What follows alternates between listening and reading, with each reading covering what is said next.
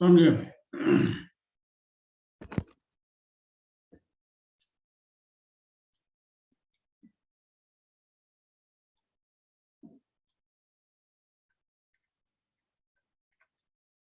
Figure बनाइए।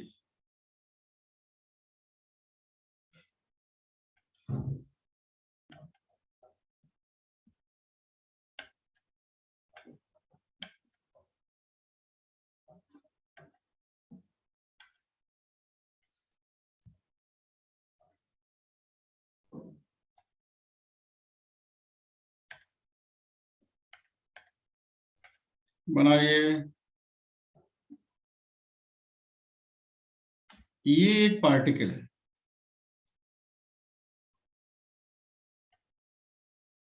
ये origin है, ये वाई है, ये एक्स है, और ये पार्टिकल अब बिल्कुल सीधा चल रहा है वृंदा, ऐसे।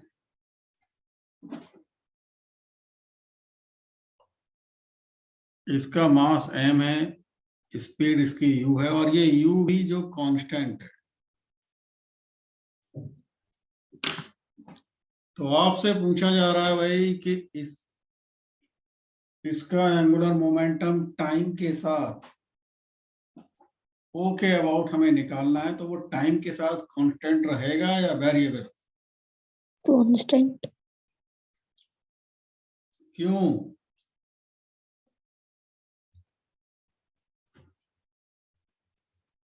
कांस्टेंट है तो क्यों? सर वेलोसिटी कांस्टेंट है और मास भी। अच्छा, वेलोसिटी कांस्टेंट और मास कांस्टेंट। तो क्या ये गारंटी हो गई कि भाई वो सारी बातें पूरी हो गई? क्या हम ये कह दें कि कांस्टेंट ही रहेगा?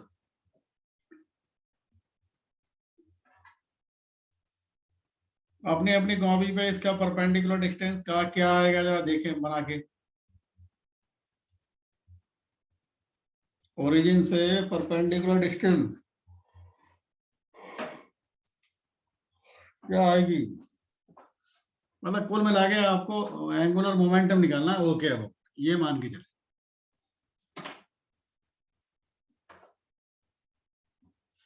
देखिए,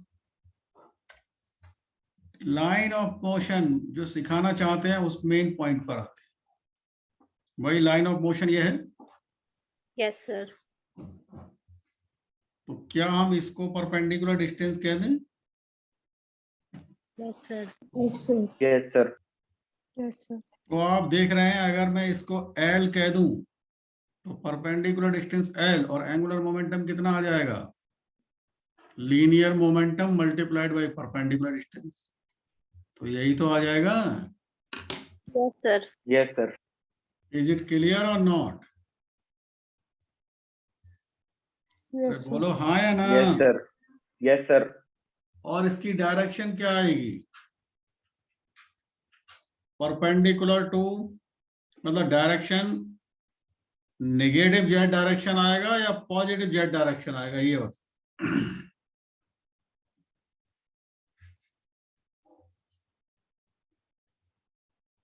बताइए।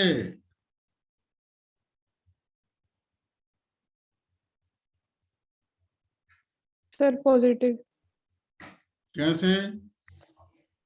Sir negative. अरे नेगेटिव पॉजिटिव ऐसा इनमें से तो कोई एक सर वो होगा ही। रूल लगा के थंब वाला, ये एल वाली साइड को उस साइड रोटेट करेंगे तो थंब ऊपर आ रहा है। थंब ऊपर आ रहा है? Yes sir. सर नीचे आ रहा है। सर एल को ही तो रोटेट करेंगे। अब तुम लोग अपने अपने हिसाब से देखो, सबकी अपनी अपनी कहानी है। पता नहीं सर, आप ही बता दो। अरे हम तो बता ही देंगे, लेकिन हमारे बताने से तो बात नहीं बनेगी ना।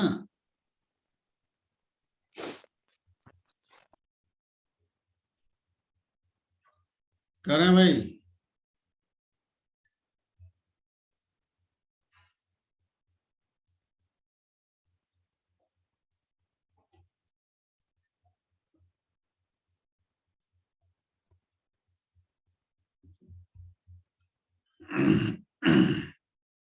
सर सर जेड तो हो ही नहीं। तुम एक नई कहानी सुना रहे हो वृंदा। जेड क्यों नहीं होगी? जेड क्या होने से मना कर देगा?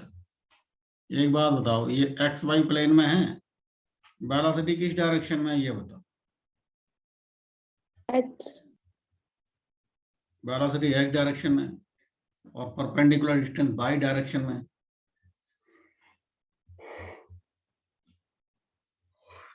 सर तो अब ये बताइए, जब परपेंडिकुलर डिस्टेंस वाई डायरेक्शन में है और वेलोसिटी एक्स डायरेक्शन में है, तो इसका जो एंगुलर मोमेंटम होगा एक्स वाई प्लेन के परपेंडिकुलर, क्या जेड नहीं होगा?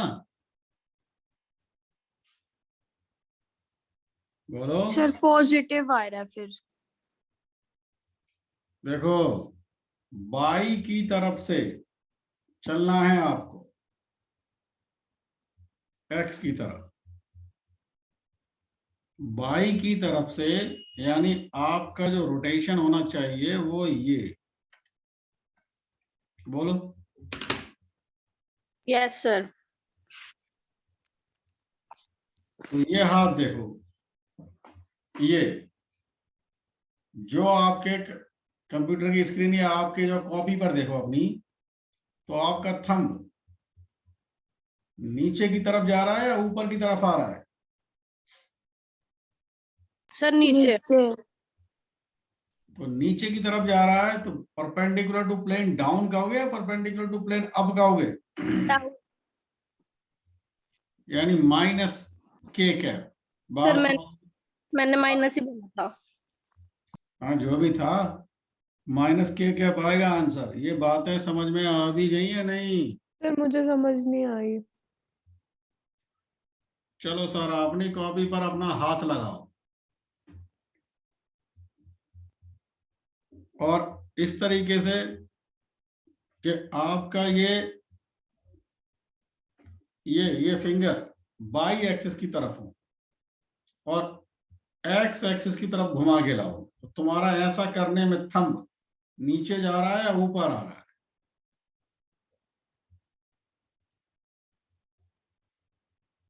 सर फिंगर्स को वाई की तरफ रखना है। फिंगर को बाई के ऊपर लगा लो पूरी तरीके से। जैसे ये है तो फिंगर ऐसे लगाओ और फिर उन्हें एक्स की तरफ घुमाओ ऐसे। तो ऐसा करने में आपका थंब नीचे जा रहा है या ऊपर? सर ऊपर आ रहा है। अरे ऊपर कैसे आ रहा है तुम्हारा? अब बताओ, मैं क्या हेल्प कर सकता हूँ इतनी दूर से, क्योंकि सर जो आप है एक बार दोबारा बता दो कैसे रखनी है, अपने हाथ से दिखा दो। अपना जो हाथ, कौन सा हाथ कर रहा है पहले ये बताओ। Sir left. हाँ, तो अपने आप ऊपर आएगा। राइट करो। Yes sir. समझ गई सर। ये लेफ्ट को, ये राइट हैंड थंब रूल है, समझ गए नहीं? Yes sir. राइट ही करना है, लेफ्ट मत कर लेना। हाँ एलिस, समझ में आ गई बात नहीं? Yes sir. तो इसका आंसर जो लिखा हुआ मिलेगा 4 ऑप्शन में, वो ये होगा MUL और माइनस का के। लिख लो भाई।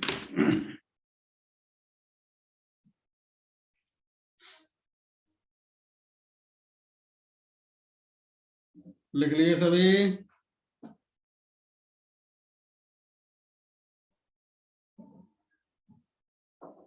अरे लिख लिए या नहीं?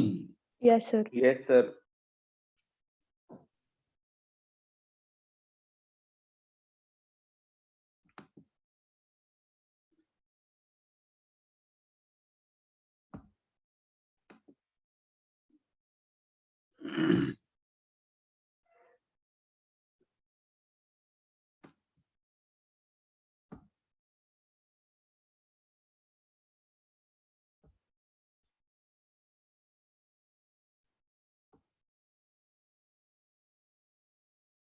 हाँ भाई, अब आप X axis, X Y axis दिखाएं।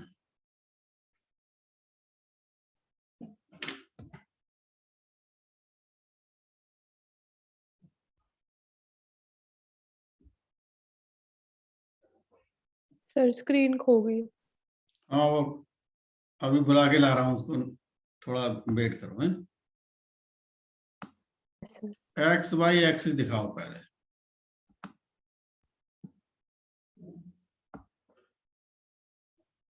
और एक प्रोजेक्टाइल बनाओ।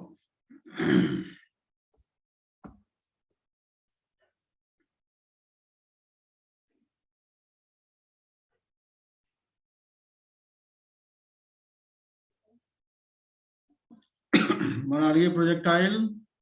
Yes sir. अब बोला जा रहा है जब प्रोजेक्टाइल अपने मैक्सिमम हाइट पर है, जब प्रोजेक्टाइल अपने मैक्सिमम हाइट पर है, तब उसका ओरिजिन के अबाउट एंगुलर मोमेंटम पूछा जा रहा है।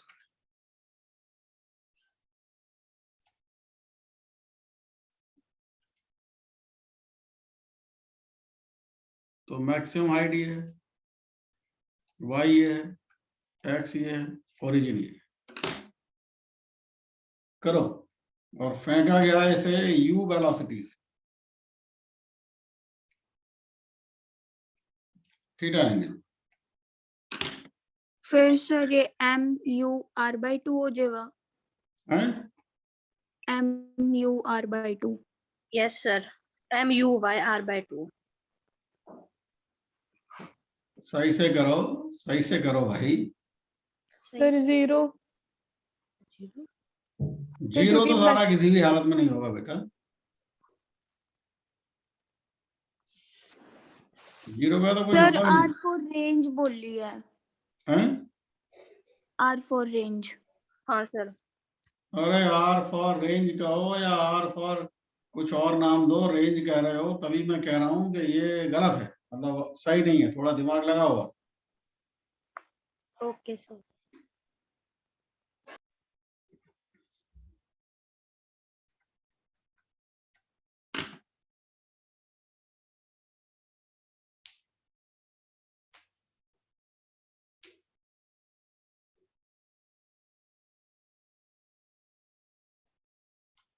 भाई एक बात बताइए।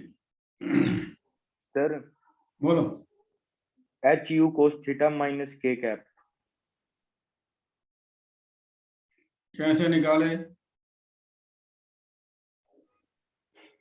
सर मैक्सिमम हाइट पे तो उसकी परपेंडिकुलर डिस्टेंस वही होएगी ना, मैक्सिमम हाइट।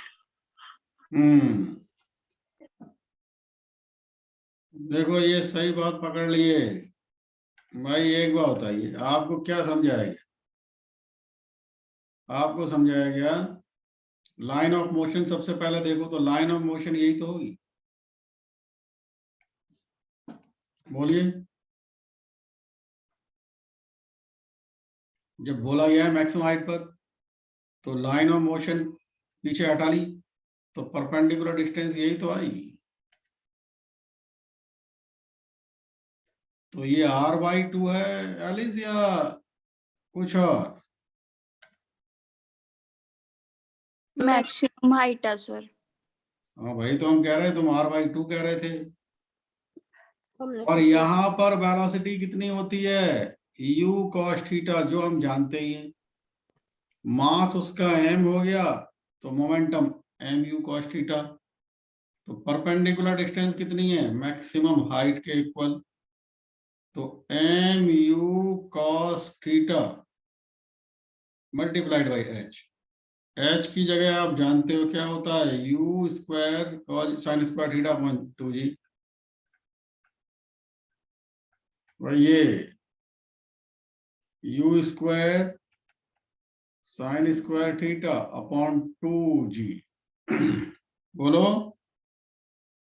Yes sir. तो ये L क्या आ जाएगा?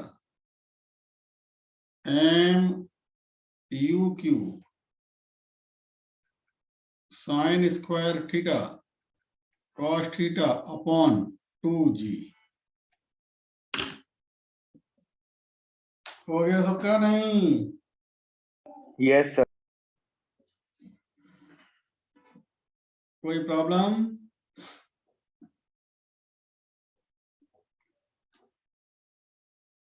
No sir.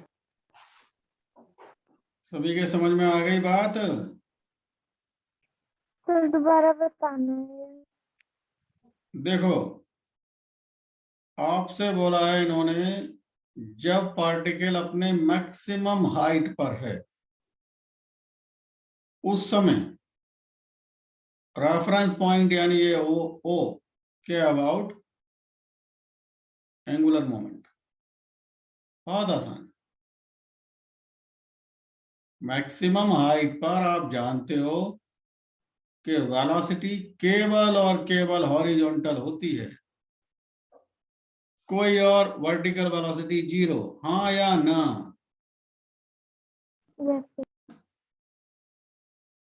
तो जब वर्टिकल वेलोसिटी 0, केवल हॉरिजॉन्टल वेलोसिटी, तो हम आपको बताएं वेलोसिटी की direction he line of motion होती है। हाँ या ना?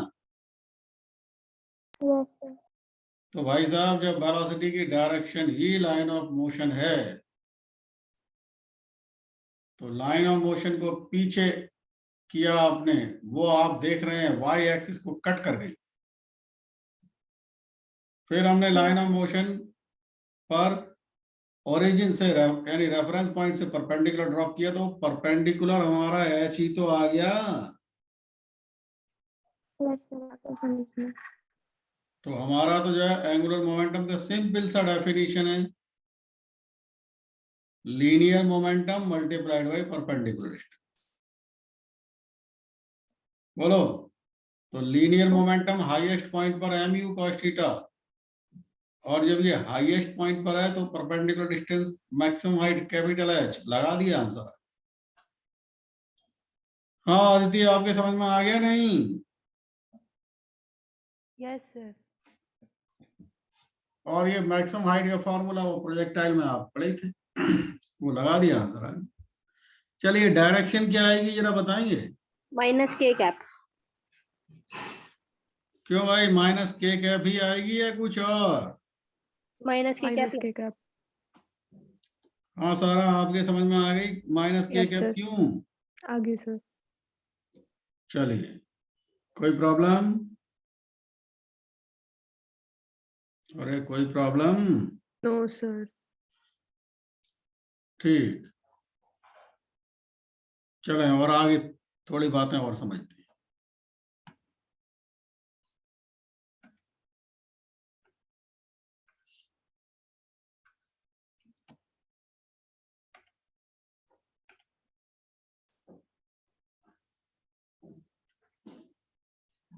एक पार्टिकल ऐसे चल रहा है,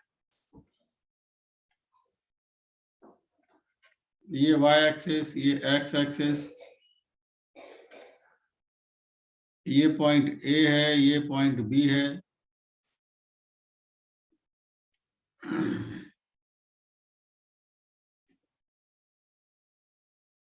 ए पॉइंट पर जब वो था, मास m है और वेलोसिटी u है कांस्टेंट। जब वो ए पॉइंट पर था तो एंगुलर मोमेंटम LA कहा जा रहा है, जब वो बी पॉइंट पर था तो एंगुलर मोमेंटम LV कहा जा रहा है। बताएं क्या, कौन सा ऑप्शन कहें? LA is equal to LV, LA greater than LV, LA less than LV, LA is equal to twice L।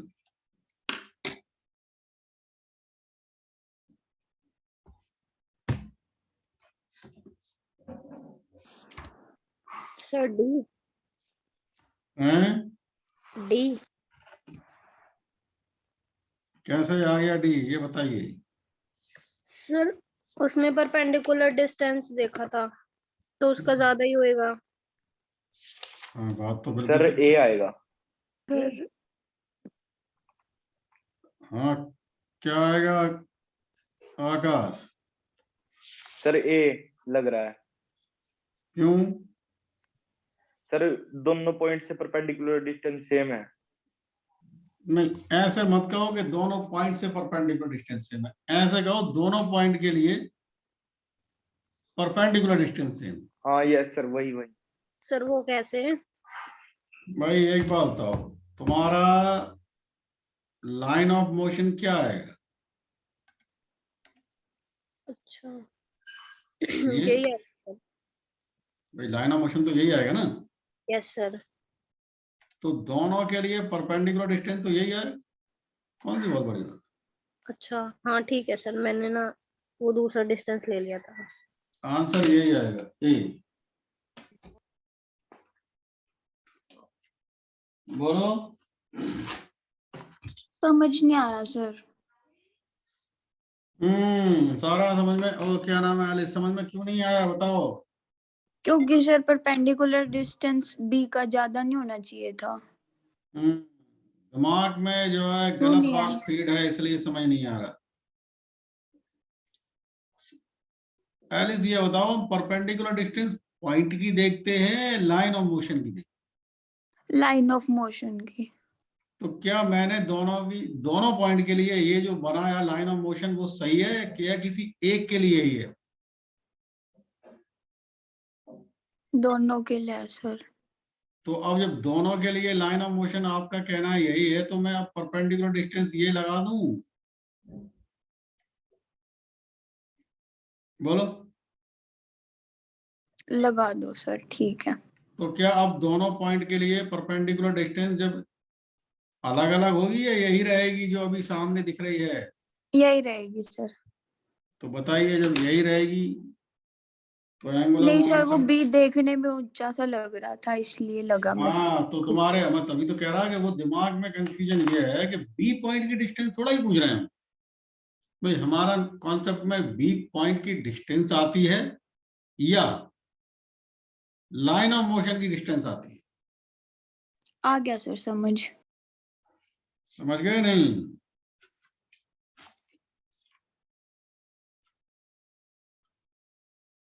Clear हो गया सभी के?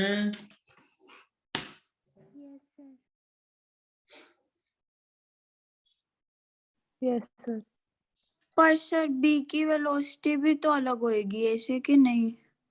जब हमने ये कह दिया कि पार्टिकल इस स्ट्रेट लाइन में चल रहा है, उसका मास m है और उसकी वेलोसिटी u है जो कांस्टेंट, अच्छा ठीक है सर। तो फिर अब तो जो कोई बात रही नहीं ना। बोलो। ठीक है सर।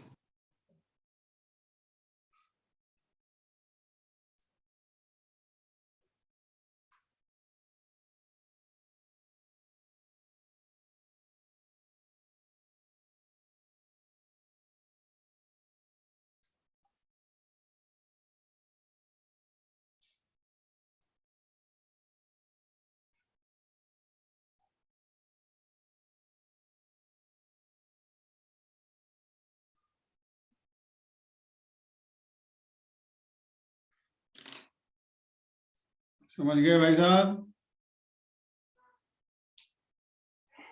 चलिए अब आगे बढ़ते हैं।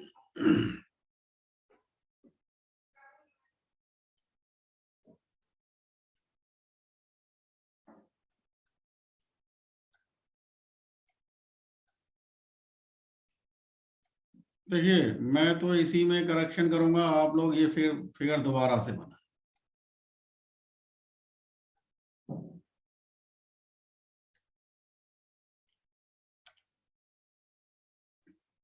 इसकी इक्वेशन दे दी गई है आपको,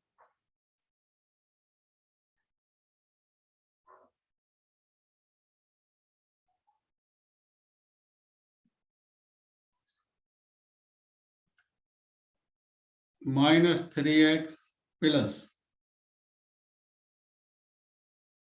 4y इज इक्वल टू 5। और जो पार्टिकल चल रहा था उसका मास दे दिया गया 0.5 kg और उसकी वेलोसिटी दे दी गई 2 मीटर पर सेकेंड। तो ओरिजिन ओ के अबाउट आपको एंगुलर मोमेंटम चाहिए निकालना।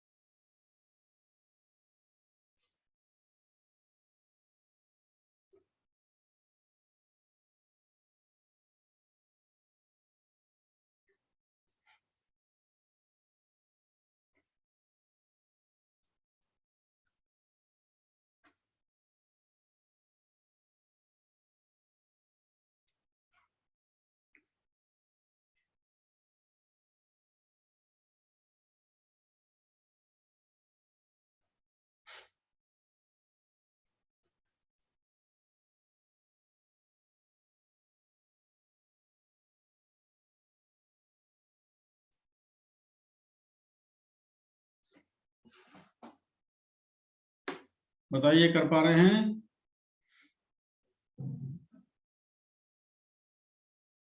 सर 1 आ रही है।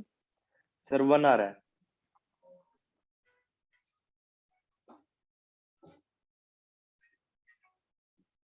इसका कोई यूनिट भी होता है या 1 आने से ही काम चल जाएगा? सर यूनिट नहीं बताया आपने। चलो, हमने नहीं बताया, लेकिन तुमको पता तो करना चाहिए।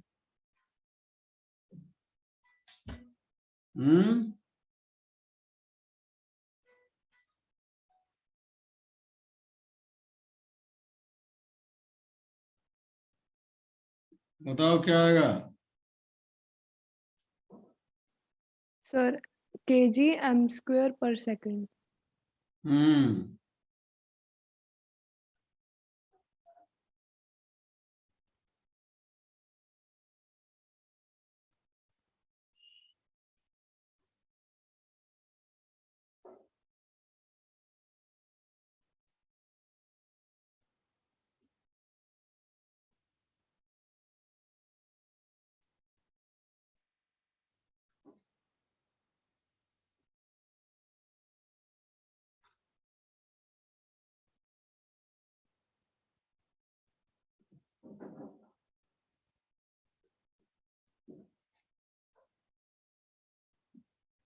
सर एंगुलर मोमेंटम आ सकता है नेगेटिव में?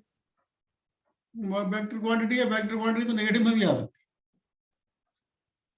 लेकिन जब हमसे मैग्नीट्यूड पूछा जाए तो नेगेटिव में हम नहीं लिखेंगे, वो पॉजिटिव में लिखेंगे, क्योंकि सर इस मैग्नीट्यूड तो क्वेश्चन में जनरली। आपने पूछा मैग्नीट्यूड? हाँ, ये मैग्नीट्यूड पूछा हमने इसमें। ओके।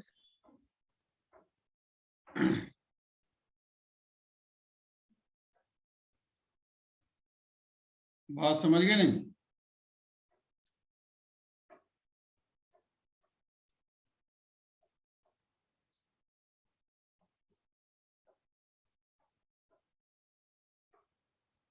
फिर तो सर -1 आ रही है शायद।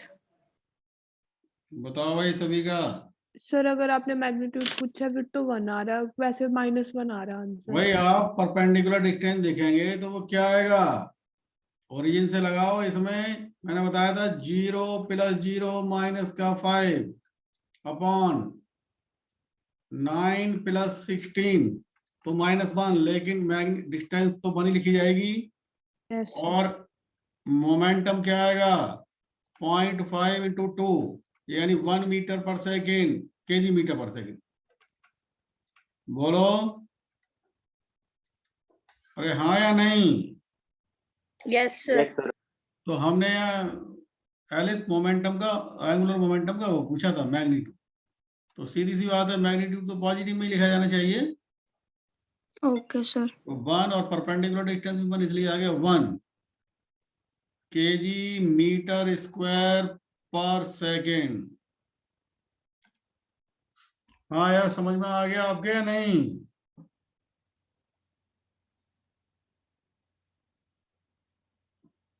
कृतिका, आपके समझ में आ गया? Yes sir.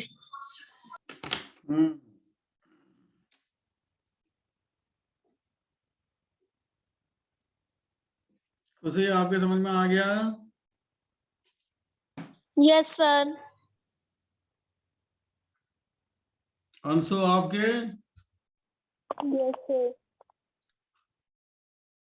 चलिए भाई, आगे बढ़ते हैं।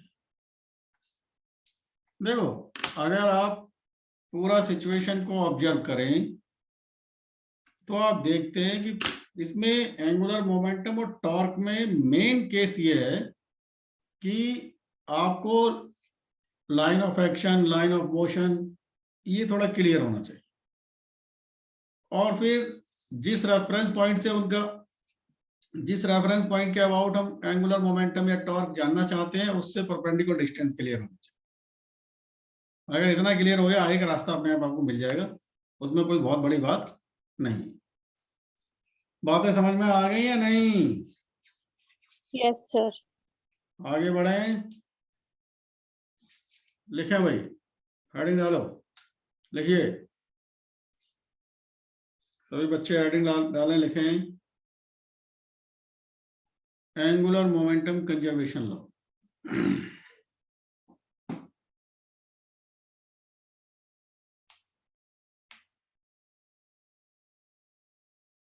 Angular momentum conservation.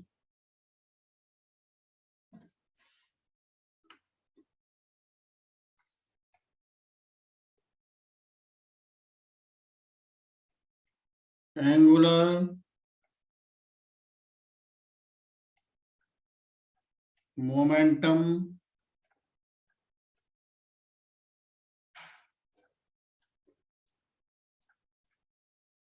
Conservation law.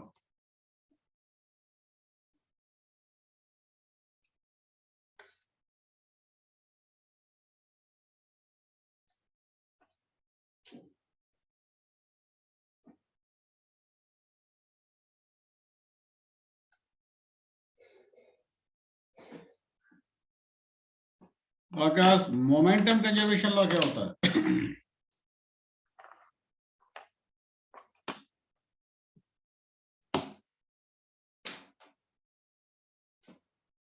आकाश, सिस्टम का मोमेंटम कंजर्व रहता है। कंजर्व तो रहता है, तो कोई कंडीशन भी है या ऐसे ही वो अपने आप कह लेगा कि हाँ हम कंजर्व हैं?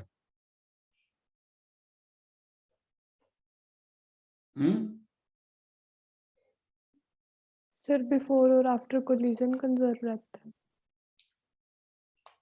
आप ये कहिए कि सिस्टम का मोमेंटम कंजर्व रहता है, लेकिन कंडीशन है कि उस सिस्टम पर कोई एक्सटर्नल फोर्स नहीं लग रहा हो तब। समझ गए नहीं?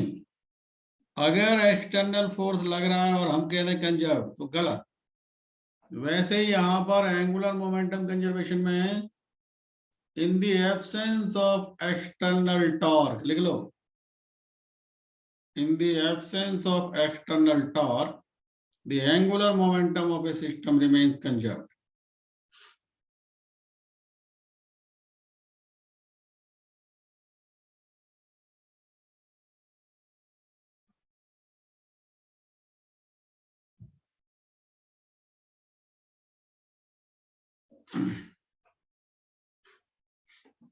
ठीक है?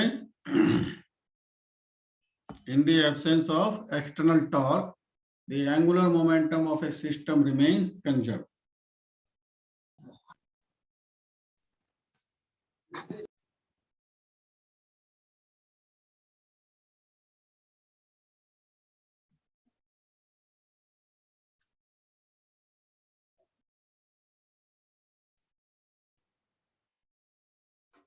बोलो, लिख लिए?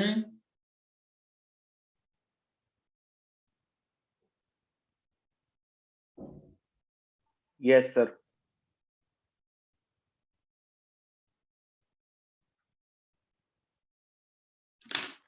चलिए भाई,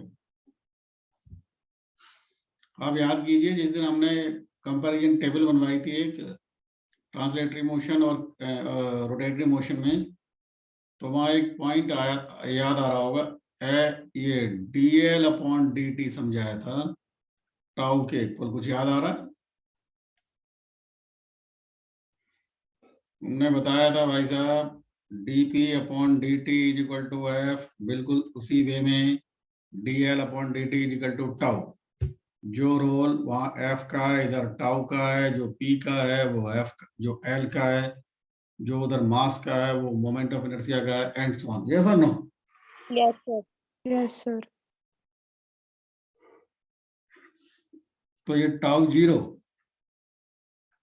अगर मान लीजिए टाउ जीरो हो जाए, यानी टाउ जीरो मतलब एक्सटर्नल टॉर्क जीरो, तो dl अपॉन dt जीरो, तो l क्या हो गया? कांस्टेंट हो गया, नहीं हो गया? लिखो।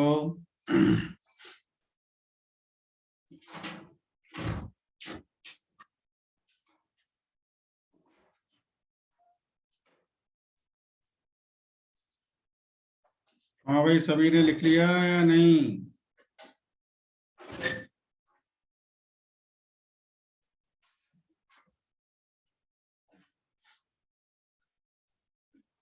लिख लिया। प्रॉब्लम?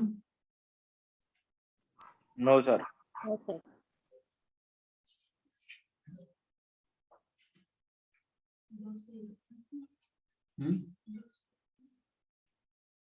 पता नहीं तो भाई नहीं।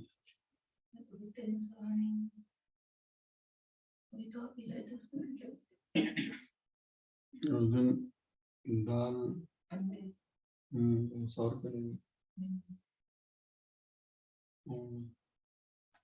300 कल तो वही नहीं है।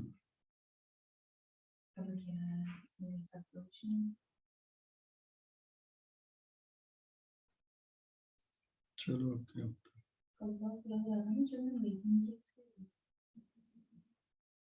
तो पैसे लेके गई थी प्रिंट लेने गई। लिख लिया सबने? Yes sir. Yes sir. चलिए अब इसको कैसे इसके ऊपर न्यूमेरिकल्स को समझें। जैसे अभी सारा आपने कहा कि कोलिजन से पहले का मोमेंटम, कोलिजन के बाद का मोमेंटम, वैसे ही यहाँ पर भी है। जनरली हम कोलिजन वर्ड यूज नहीं करना चाहिए, बल्कि हम कोलिजन की जगह वर्ड यूज करें इवेंट होने से पहले का moment is equal to event होने के बाद का मोमेंट। बात समझ में आई नहीं?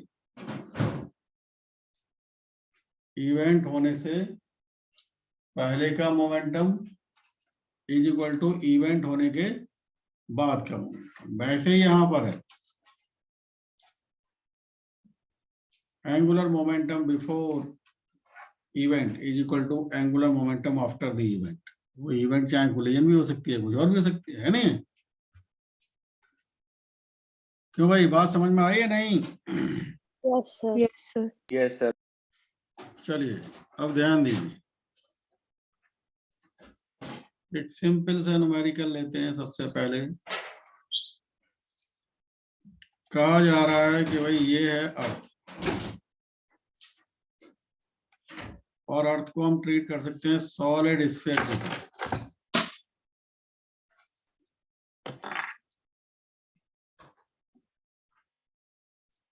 और अर्थ मान लीजिए घूम रही है इस एक्सिस के अबाउट, और बोला जा रहा है कि अपने यहाँ अर्थ का मान जो रेडियस है वो श्रिंक होके आधी रह जाए। Suddenly something is happening that radius of earth shrink to its half of its present value. बाहर से हमने कोई फोर्स नहीं लगाया जिससे कि वो श्रिंक हो गई, अपने यहाँ कोई टॉर्क नहीं लगाया, अपने यहाँ। अरे बात समझ में आई या नहीं? Yes sir. दोबारा बताना, डिस्कनेक्ट हो गया। हमने ये कहा कि इसकी रेडियस श्रिंक होके आधा रह गया, और आधा जो रह गया वो हमने, ऐसा नहीं है कि कोई हमने एक्सटर्नल टॉर्क लगाया हो या एक्सटर्नल फोर्स लगाया हो। वो अंदर कुछ केमिकल रिएक्शन हुए और वो उस तरीके से अपना रेडियस उसने आधी कर, ठीक है? तो बोला जा रहा है उस समय इसका जो, जैसे इस समय आप जानते हैं कि हमारे अर्थ का जो अपने एक्सिस के अबाउट घूमने का टाइम पीरियड होता है वो 24 आवर्स होता है, यानी एक दिन का ड्यूरेशन 24 आवर्स होता है। तो उस केस में दिन का ड्यूरेशन कितना होगा ऐसा आपसे पूछा जा रहा है। आप समझे हमने क्या कहा? Yes sir. बताइए भाई। तो ये इवेंट जो हुई उससे पहले का एंगुलर मोमेंटम और इवेंट के बाद का एंगुलर मोमेंटम आप निकालें, दोनों को इक्वल कर दें तो रिजल्टिंग जो पूछा जा रहा है टाइम पीरियड मिल जाए। देखो कैसे करें। याद कीजिए हमने रिजिड बॉडी का एंगुलर मोमेंटम उधर ये बताया था, L is equal sir to इसका क्वेश्चन बोल दो। हाँ मैं बोल दूंगा अभी, एक मिनट। पहले ये याद आ रहा है उस टेबल में? Yes sir.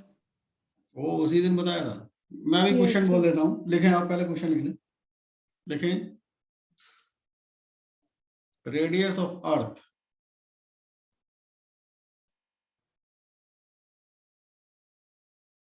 shrink to half of its present value.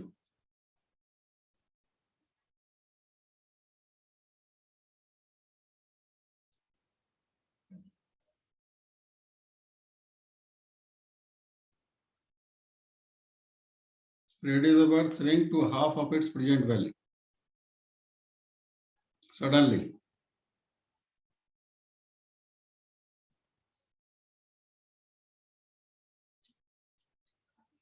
Full stop लगाइए।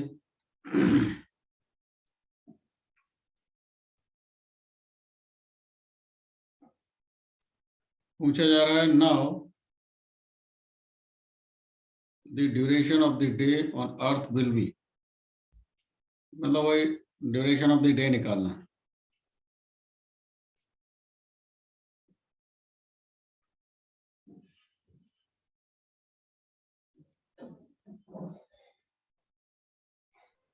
सर 9 के बाद वापस बोलना।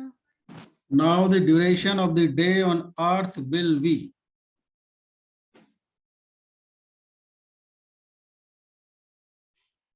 लिख लिया शीतल? Yes sir. तो भाई ध्यान दीजिए,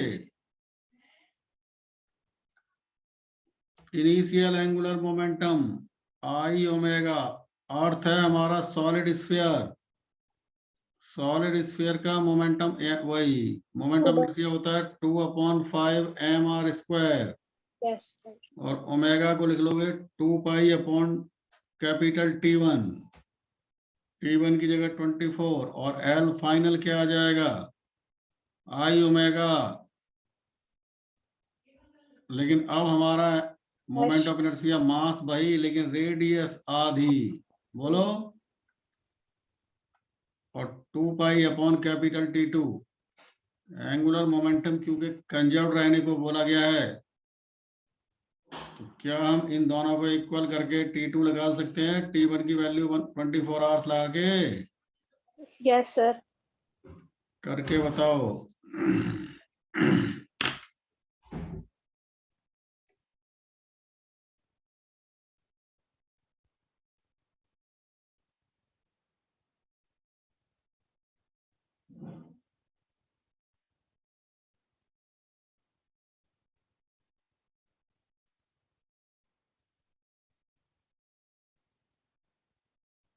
सर 6 आवर्स।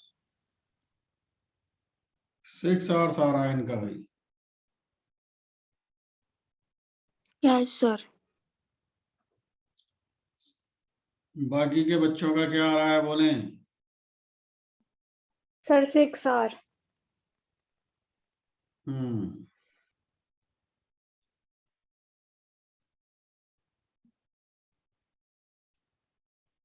6 आवर्स ही आएगा, सिंपल है, इसमें दोनों का इक्वल कर दीजिए, वैल्यू लगा दीजिए, आंसर आ जाएगा, कुछ कटे आएंगे, है नहीं?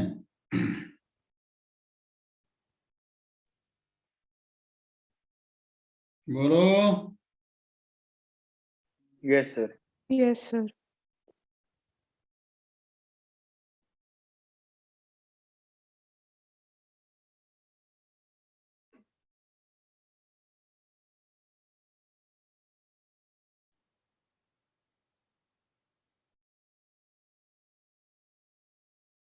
हो गया सबका?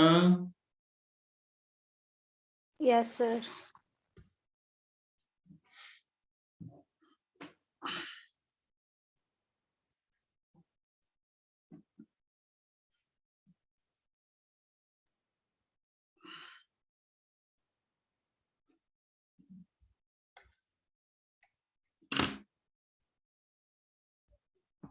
अब थोड़ा इधर समझे सभी बच्चे।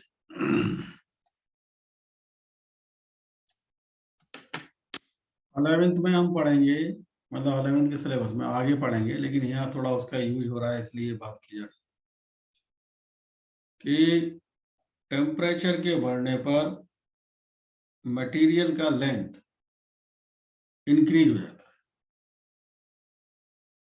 ठीक है?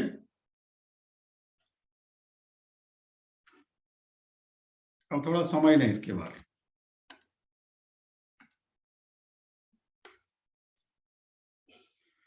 ये कॉन्सेप्ट आपके 11th की सेकंड बुक में है, लेकिन यहाँ इसकी जरूरत पड़ रही है इसलिए समझाना जरूरी है।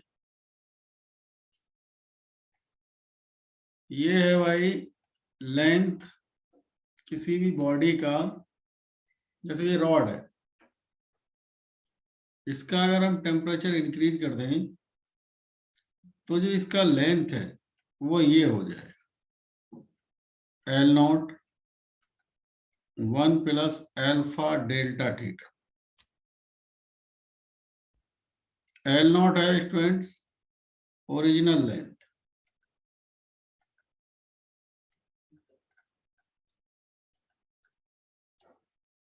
डेल्टा थीटा है इंक्रीज इन टेम्परेचर,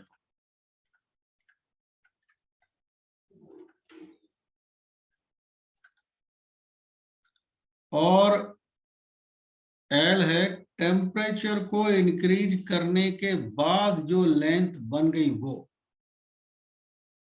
ठीक है, लेंथ आफ्टर इंक्रीजिंग टेम्परेचर।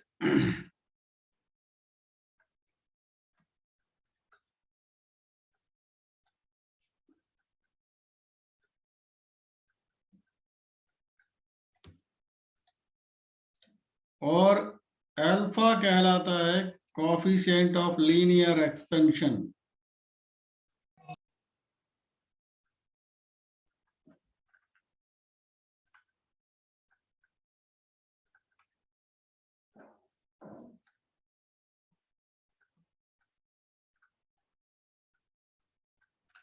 और ये कोफिशिएंट ऑफ लीनियर एक्सपेंशन हर एक मटेरियल का अपना अपना अलग अलग होता है, लेकिन उस मटेरियल के लिए कांस्टेंट है। जैसे मैं कहूं आयरन के लिए, तो वो आयरन का पीस कितनी भी लेंथ का हो, कुछ भी उसका डायमीटर हो, लेंथ कितनी भी हो, सबके लिए सेम रहेगा। सुनिए सुनिए, इधर कुछ बातें बोली जाती हैं कि ये मटेरियल का करैक्टरिस्टिक है। जैसे डेंसिटी मटेरियल का करैक्टरिस्टिक, डेंसिटी मटेरियल का करैक्टरिस्टिक है। इसका मतलब ये हुआ, मान लीजिए आपके पास कोई आयरन का पाइप है। अब चाहे वो आयरन का पाइप सॉलिड हो, हॉलो हो, लेंथ कुछ भी हो, उसकी डायमीटर कुछ भी हो, वो लेंथ, डायमीटर, सॉलिड या हॉलोनेस पर डिपेंड नहीं करती है डेंसिटी। वो डिपेंड किस पे करती है कि आयरन है तो आयरन की वही रहेगी, चाहे उसकी लेंथ या विड्थ या हाइट जो भी क्यों ना। तो ऐसे केस को हम कहते हैं it is the characteristic for material, it is not depending on length, width etcetera. समझ में आ रहा नहीं यार? तो वैसे ही जो अल्फा है कोएफिशिएंट ऑफ लीनियर एक्सपेंशन, ये भी मटेरियल पर डिपेंड करता है। मीन्स ये हुआ आयरन के लिए कुछ होगा तो कॉपर के लिए कुछ और होगा, किसी और के लिए कुछ और होगा, लेकिन जो है आयरन चाहे किसी भी लेंथ का हो, उसका सबका सेम होगा। आप बात समझ पा रहे हैं मैंने क्या कहा? Yes sir. तो लिख लें भाई नीचे, alpha is the characteristic of material. Sir बोलो। सर अगर हमारा सिस्टम पिघल गया फिर? हैं? सर जो हम ले रहे हैं वो पिघल गया फिर? समझे नहीं हम क्या कह रहे हैं आप? सर अगर हम किसी चीज की ऐसे टेम्परेचर बढ़ाएंगे, मतलब उसे हीट देंगे, तो वो अगर पिघल गया बढ़ने की बजाय। हाँ, बात तुम्हारी सही है। अगर पिघल गया तो क्या जानना चाह रहे हो? तो सर लेंथ कब बढ़ती है? लेंथ? कब बढ़ती है सर लेंथ? भाई जब वो बिल्कुल पिघल ही गया, मेल्टिंग ही हो गया, तब तो कुछ कह ही नहीं सकते। तब तो वो उसका शेप लेंथ जैसा रहेगी क्या? वो तो लिक्विड बन जाएगा। Yes sir. बात समझ में आई नहीं आई? हाँ तो तो फिर लेंथ का बात ही नहीं रही फिर तो सर लेंथ की। नहीं, फिर उस समय बात नहीं है लेंथ की, लेकिन हम केवल उस समय की बात कर रहे हैं जब हम टेम्परेचर इतना नहीं बढ़ा रहे हैं कि उसका फेज ही चेंज हो जाए। वो जो आप कह रहे हैं वो तो फेज चेंज हो गया। तो नहीं, यही सर बात लेंथ समझ में। कब बढ़ती है? अगर थोड़ी सी भी देर लेंथ कब बढ़ती है? लेंथ जब बढ़ेगी जब आप उसका टेम्परेचर इंक्रीज करेंगे, लेकिन इतना भाई एक बात बताइए, आप जब उसका टेम्परेचर इतना ज्यादा बढ़ा दिए तो क्या है कि उसके मॉलिक्यूल के बीच का जो इंटरमॉलिक्यूलर डिस्टेंस है वही तो बढ़ गया, तभी तो वो लिक्विड फेज में आ गया। एग्जाम्पल देना सर लेंथ बढ़ने का। लेंथ बढ़ने का जैसे मान लीजिए आपने देखा होगा, मैं एक आपके डेली लाइफ का एग्जांपल देता हूं। याद कीजिए गर्मी के दिनों में जो खंबे पर बिजली वाले वायर लगे होते हैं वो ढीले हो जाते हैं, समझ गए नहीं? ठीक है। और ठंड के दिनों में वो जो है श्रिंक हो जाते हैं। तो जब वो लेंथ बढ़ गई तभी तो गर्मी के दिनों में ढीले हो जाते हैं। अच्छा ठीक है सर। बात समझ में आई नहीं आई? Yes sir.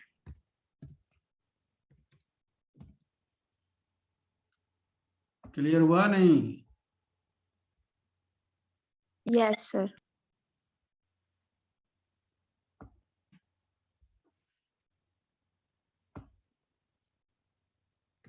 एक मिनट रुकना।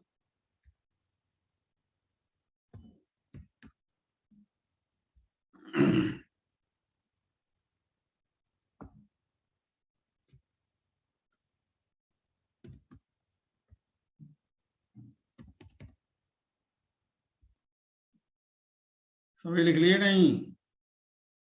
लिख लिए सर।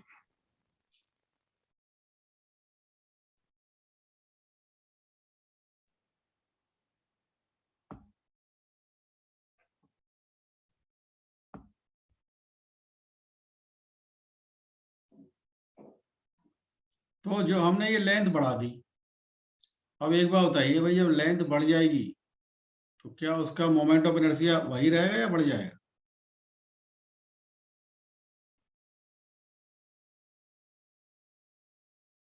बोलो। बढ़ जाएगा सर। मोमेंट ऑफ इनर्शिया बढ़ जाएगा नहीं बढ़ जाएगा? यस सर, क्योंकि सर उसकी लेंथ बढ़ जाएगी। हाँ, मतलब ये हुआ जैसे कि आप जान ही रहे हैं मोमेंट ऑफ इनर्शिया तो डायमेंशन पर डिपेंड कर रही है ना। Yes sir. अब डायमेंशन का मतलब है उसकी लेंथ हो, उसकी रेडियस हो, है नहीं? लेकिन वो एक तरीके से हम ये कहेंगे कि हाँ भाई उसका मोमेंट ऑफ इनर्शिया अब जो है इंक्रीज हो जाएगा। बात समझ में आ गई या नहीं आई? आ गई सर। कोई प्रॉब्लम तो नहीं? अरे लिख लिए या नहीं? लिख लिए। अब आगे लिखें जरा।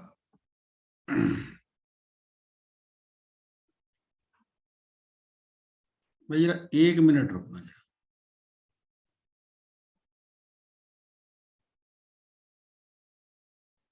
लिखें भैया।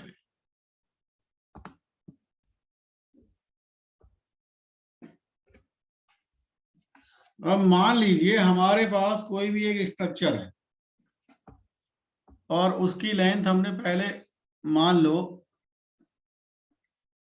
L ले ली। शुरुआत में उसकी लेंथ थी L और मास था उसका m। तो शुरुआत का मोमेंट ऑफ इनर्शिया क्या हम ये लिख सकते हैं, हाँ या ना? बोलो। हाँ या ना में तो भाई इतना साइलेंट मोड में आ जाते हो, कितना अच्छा हो गया। ऑफलाइन क्लास में भी इतना ही साइलेंट मोड में रहो। Yes sir. ऑनलाइन के फायदे बहुत हैं। क्यों वृंदा, है नहीं है कि सब साइलेंट रहते हैं? लेकिन वो साइलेंट मोड में सबसे बड़ी समस्या ये आ जाती है कि जो दिमाग भी साइलेंट हो जाता है, तो वो दिमाग चलता ही नहीं। चलिए, अब हमने इसका हमने टेम्परेचर इसका इंक्रीज कर दिया, तो मैंने ये एलिस बात समझ में आ रही है नहीं? L डैश स्क्वायर Yes, लिखा है, sir. ठीक है? Yes sir. तो टेम्परेचर बढ़ाने के बाद है L डैश, तो बताइए भाई साहब सभी, L dash is equal to L और 1 प्लस अल्फा डेल्टा थीटा लिखेंगे। Yes sir. Yes sir. ठीक। तो अब हम जब इसकी जगह लगा दें ये L डैश की जगह, यानी यहाँ पर, तो m तो ये आ जाएगा L square 1 plus alpha delta theta का स्क्वायर। बोलो। Yes sir. एक बाइनोमियल थ्योरम मैथ में पढ़ते हैं। अब देखो मुझे तो याद नहीं आ रहा, मैंने तो शायद बताया नहीं है। नहीं बताया। हाँ तो इधर देख लो वो क्या होती है।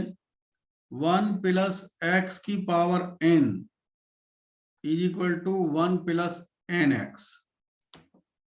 एक्स का वैल्यू 1 से बहुत कम होना चाहिए। वास्तव सर में ये हमने एल की जगह एम एल स्क्वायर कैसे लिखा है? हाँ 1 मिनट दोबारा बोलो एलिस।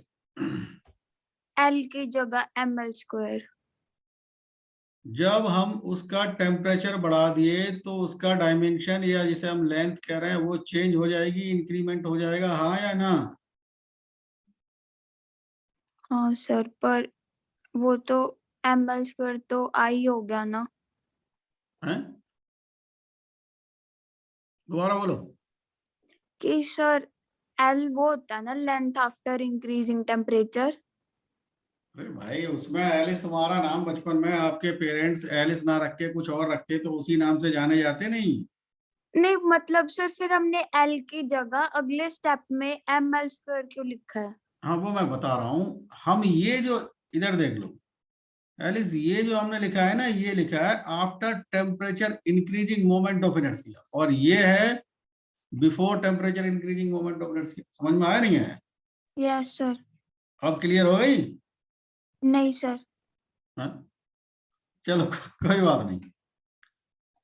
एलिस एक बात बताओ, लेंथ इंक्रीज हुआ टेम्परेचर इंक्रीज होने के कारण, बोलो। हेलो? वो तो ठीक है सर, सर सब ठीक है। मैं बोल रही हूँ कि एल की जगह एम एल स्क्वायर कहाँ से आया? वो आई है। किसकी बात कर रहे हो एलिस? ये एलिस इसकी बात कर रहे हो? सर नीचे जो दो स्टेप नहीं लिखे, L dash is equal to L bracket में 1 प्लस अल्फा। अच्छा अच्छा अच्छा, समझ गया समझ।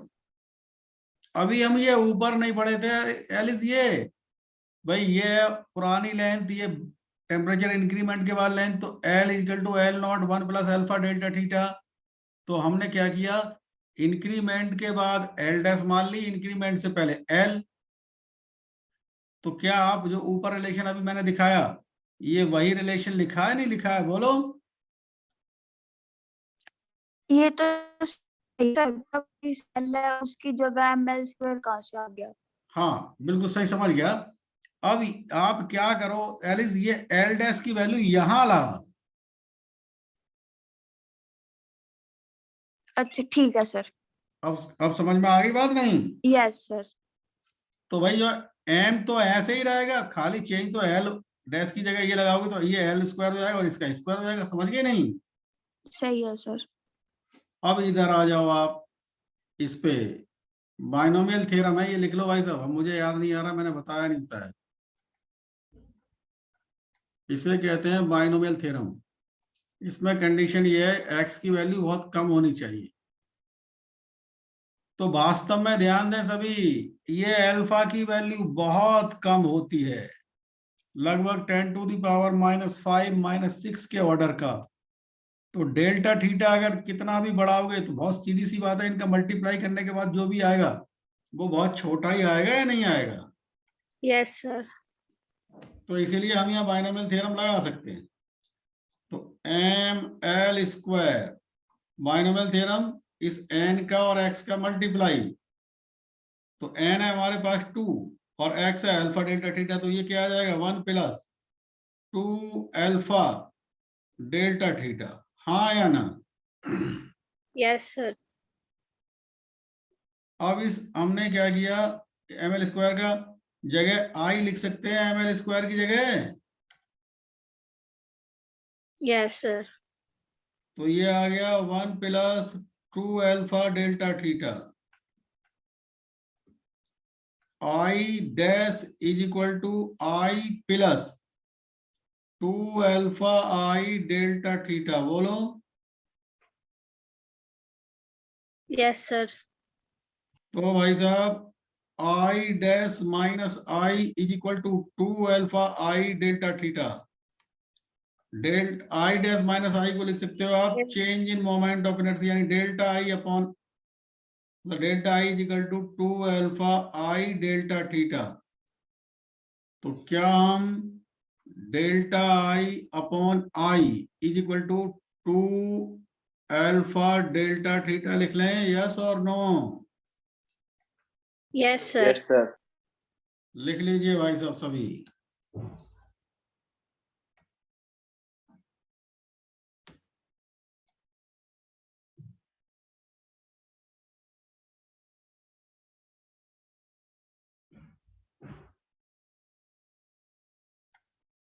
सर ये डेल्टा आई बाई आई ऐसे ही पूछा जाता है या फिर ये कोई टर्म है?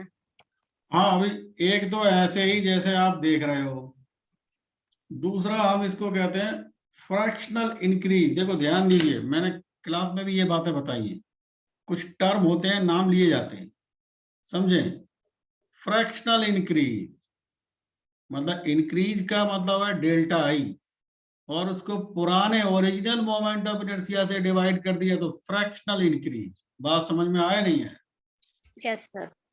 तो इसको बोला जाता है, इसको डेल्टा आई अपॉन आई को लिख लीजिए भाई साहब सभी बच्चे, fractional increase in moment of inertia.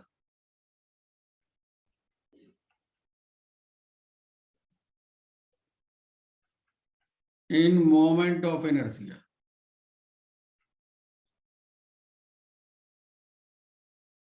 कभी कभी ये सिंपल ऐसे ही पूछा जाता है, when the temperature of a body is increase by delta theta, then fractional increase in its moment of inertia will be given by, तो वो simply delta I upon I is equal to 2 alpha delta theta के equal होगा। कुछ नहीं करना है, सीधा answer put करके आ जाना। पहले सब बात समझ में आ गई तुम्हारे? नहीं आगे सर। कोई प्रॉब्लम तो नहीं? नहीं सर। तो ये आ गया fractional increase in moment of inertia. इसे हम कहेंगे, जो हमने अभी स्टडी किया, temperature dependence of moment of inertia.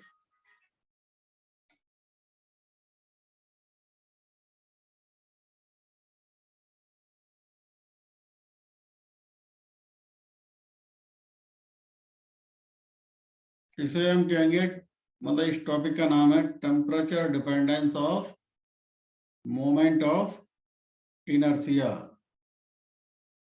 भाई साहब बात समझ गए सभी? नहीं यस सर। कोई प्रॉब्लम? No sir.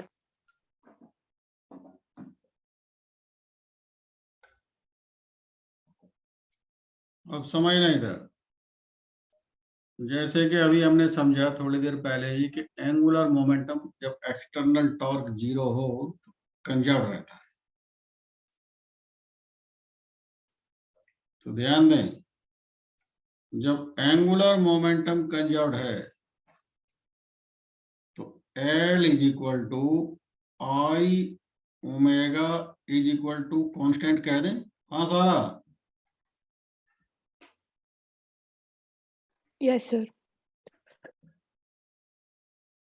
तो क्या हम इसको ऐसे कह दें I omega is equal to constant? क्या हम आई इज इक्वल टू ऐसे लिख लें? बोलो। Yes sir. हम इसको डिफरेंशिएट कर रहे हैं D I upon D omega, तो ये आएगा के माइनस का 1 ओमेगा की पावर -2। बोलो। Yes sir. तो ध्यान दीजिए भाई साहब, D I upon D omega minus का के अपॉन ओमेगा स्क्वायर। के की जगह आप आई ओमेगा लिख लो, माइनस का I omega upon omega square. एक ये कट गया, तो D I upon D omega minus का आई अपॉन ओमेगा, और ये D I upon I is equal to minus का डी ओमेगा अपॉन ओमेगा। ये बात समझ में आ गई या नहीं? Yes sir. Delta I upon I, मतलब डी आई को डेल्टा आई भी लिख सकते, माइनस का डेल्टा ओमेगा अपॉन ओमेगा। समझाने का मकसद ये हुआ कि delta I upon I 2 alpha delta theta था, तो भाई साहब इसकी जगह वही लगा दो ऊपर का, तो डेल्टा ओमेगा अपॉन ओमेगा, ये 2 अल्फा डेल्टा थीटा, यानी डेल्टा ओमेगा अपॉन ओमेगा आ गया माइनस का 2 अल्फा डेल्टा थीटा। ये माइनस ये बता रहा है कि अगर कोई बॉडी रोटेट कर रही है और बिना डिस्टर्ब किए हुए सराउंडिंग का टेम्परेचर बढ़ा दिया जाए, तो सराउंडिंग का टेम्परेचर बढ़ाने पर उसका मोमेंट ऑफ इनर्शिया इंक्रीज हो जाएगा, और मोमेंट ऑफ इनर्शिया इंक्रीज होने के कारण, क्योंकि एंगुलर मोमेंटम कांस्टेंट रहेगा, ओमेगा डिक्रीज हो जाएगा। बात समझ में आ गई या नहीं है? तो इसे लिखेंगे आप Yes, sir. Fractional decrease in angular speed. इसे लिखिए fractional decrease in angular speed.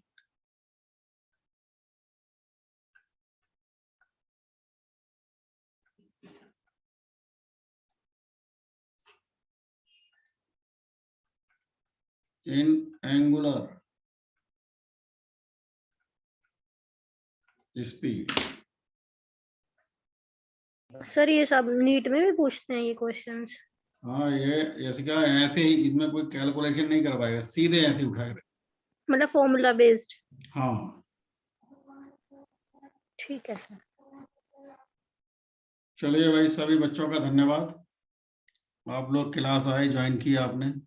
Thank sir you. एक मिनट Thank you, नोट कर sir. ले, हैं? नोट कर ले सर। हाँ, नोट करो, कोई बात नहीं। स्क्रीनशॉट ले ले। Thank you, sir. अरे भाई, क्यों फालतू की सलाह दे रहे हो? जो अब आपको जाना है जाओ, उसे नोट करना है नोट करने दो।